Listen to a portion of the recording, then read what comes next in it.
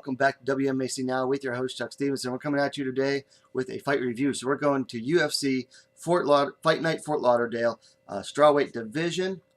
Carla Esparza, the Cookie Monster, coming in at 13-6. She was taking on the undefeated Virna Jandiroba, making her UFC debut at 14-0. So let's break down this fight. I was very much looking forward to it. So let's get to this breakdown.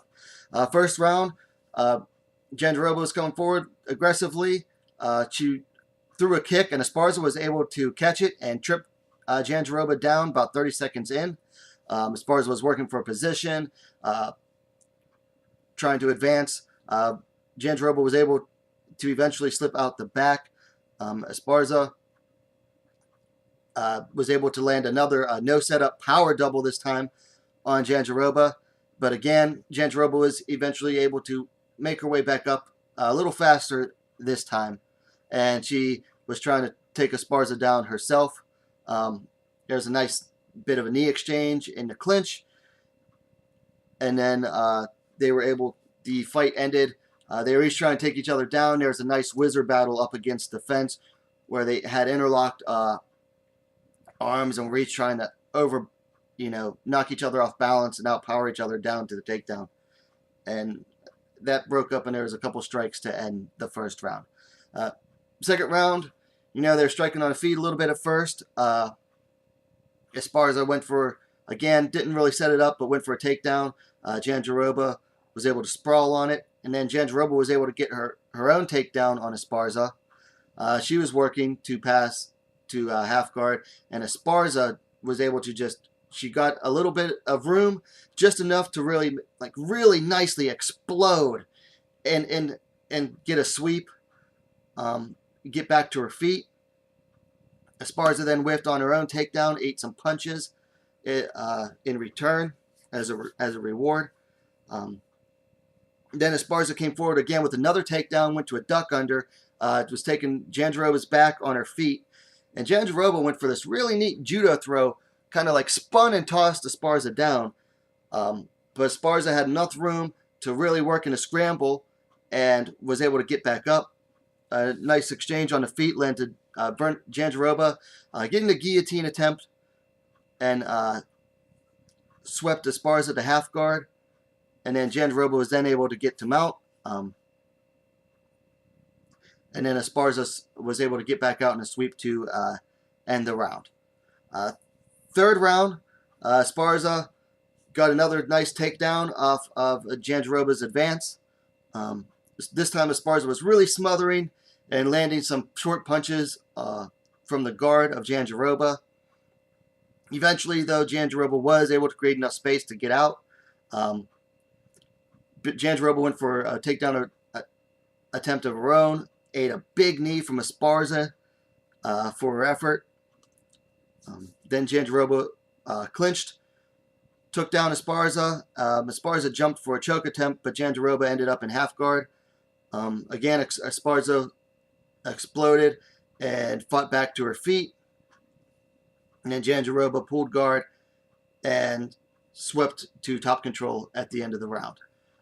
So it was a very good fight. A lot of action in the takedown attempts, sweep attempts. Both fighters did really well on the ground. Jandiroba actually had a very high percentage when the fight was on the feet. She picked her shots really well. Not so much for Esparza. Judges gave a unanimous decision, though, for Carla Esparza, which I agreed with. I thought Jandiroba took the second round, but the first and third rounds were Esparza. First round I thought was almost all Esparza, and third round I thought she did really well with that first takedown and just really smothering Jandiroba and landing the ground and pound. I thought she deserved that win.